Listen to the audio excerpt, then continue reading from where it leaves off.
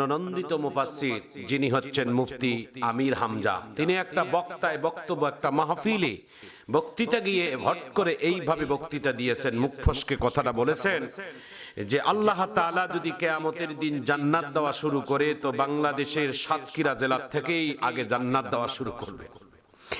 তো আসলে এই কথাটা কোরআন এবং হাদিসে আছে কিনা এটা মানুষে অনেকে জানতে চেয়েছেন। আসলে কোরআন এবং হাদিসা সাতক্ষীরার কথা উল্লেখ নেই।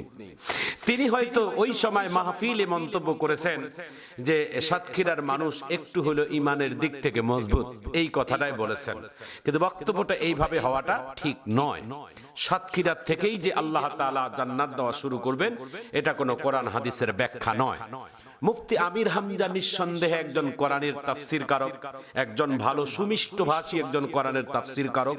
তিনি কথাটা বলেছেন, সেই কথাটাকে এখন অ্যাড করে টল বানাচ্ছেন বাংলাদেশের কিছু মিডিয়া।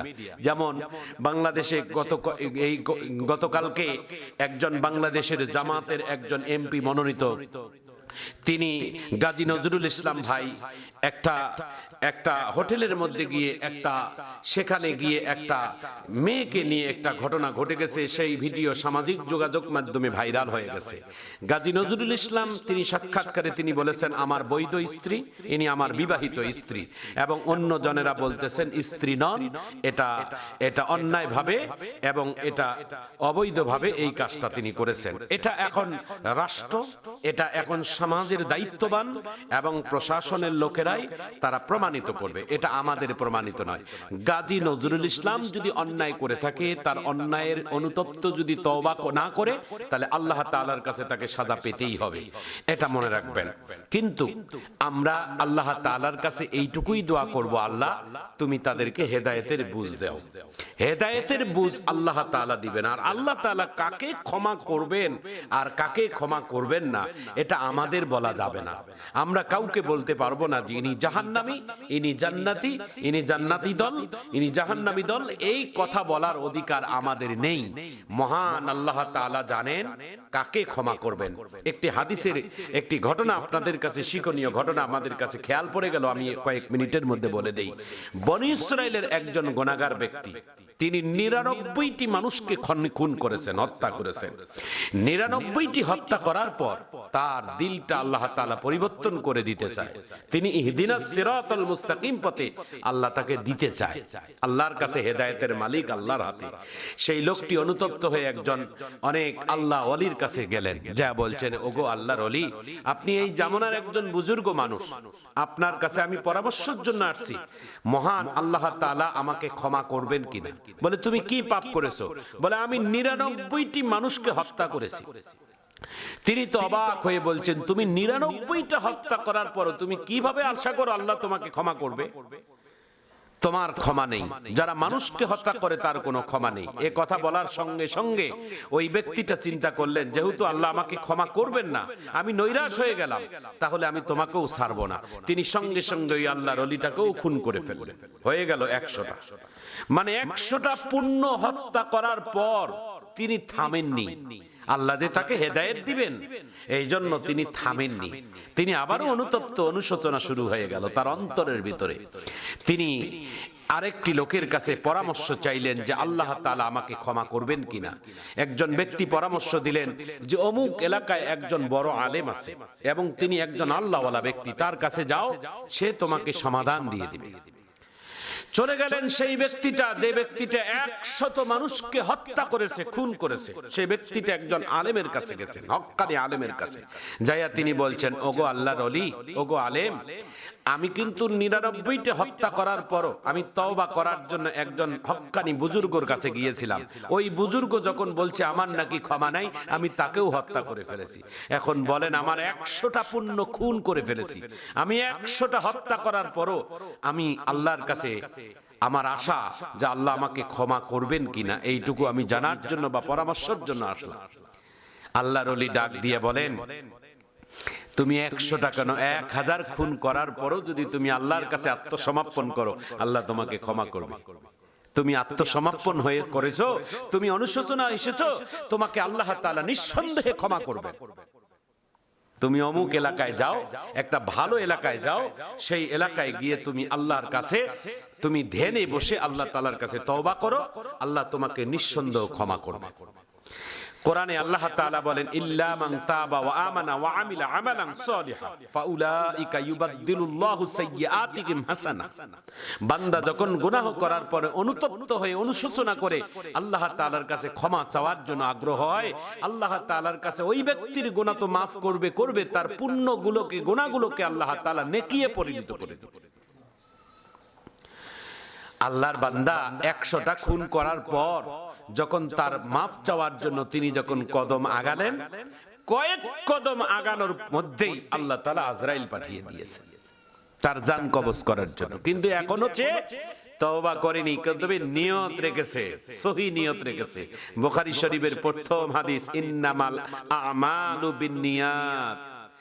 সহি ভালো কাজের নিয়ত করার সঙ্গে সঙ্গে আল্লাহ তাআলা সেই সওয়াব দান করেন।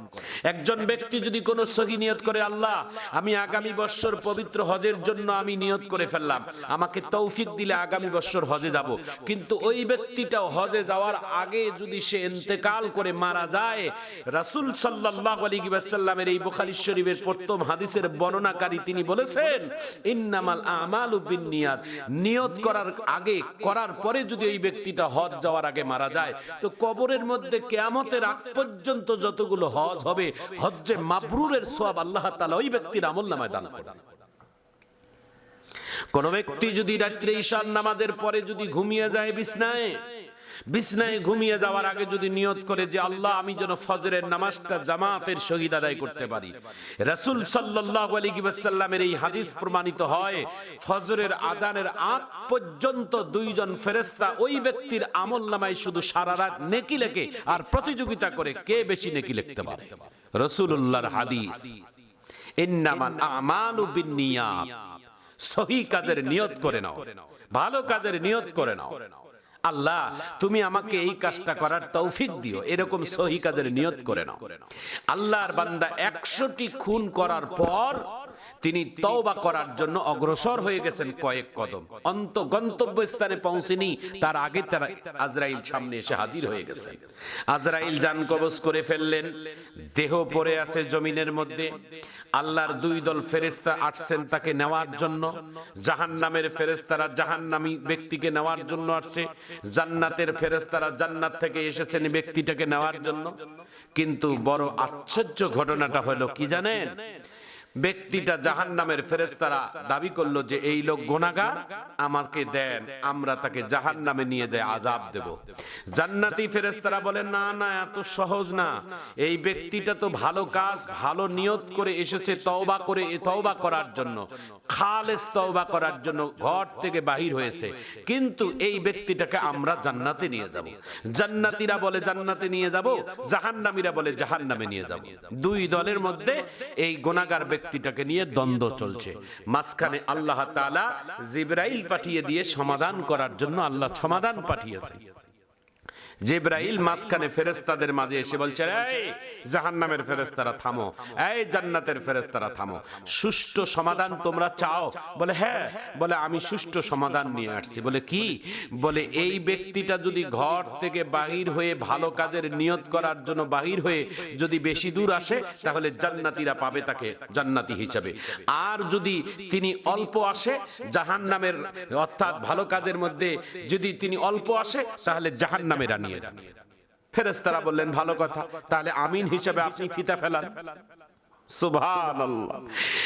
লা কুল ইয়া ইবাদিয়াল্লাযীনা আসরাফু লা তাকনাতু মির রাহমাতিল্লাহ কুল ইয়া ইবাদিয়াল্লাযীনা, ও মুসলমান ভাইয়েরা আমার, লা তাকনাতু মির রাহমাতিল্লাহ ইন্নাল্লাহা ইয়াগফিরুয যুনুবা জামিআ ইন্নাহু হুয়াল গফুরুর রহিম।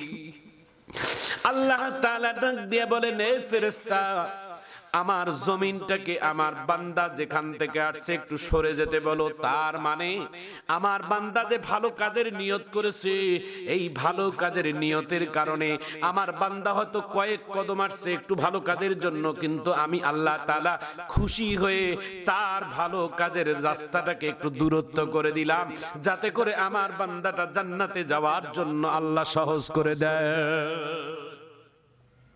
আল্লাহ তাআলা এইভাবে তার বান্দা বান্দীদেরকে মাফ করে দিবেন, এইভাবে আল্লাহ তাআলা তার বান্দা বান্দীদেরকে ক্ষমা করে দিবেন। কে মাফ পাবে, কে ক্ষমা পাবে, আর কে জান্নাত পাবে, আর কে জাহান্নাম পাবে, এটা আমাদের নেই, এটা আমাদের হাতে নেই দোস্ত, এটা মহান আল্লাহ তাআলার হাতে। আল্লাহ তাআলা জানেন কাকে ক্ষমা করবেন, কাকে মাফ করবেন, কাকে জাহান্নাম দিবেন, কাকে জান্নাত দিবেন, ওই মালিকের কাছে। এই জন্য মালিকের কাছে আত্মসমর্পণ করেন, মালিকই একটা ব্যবস্থা করেন।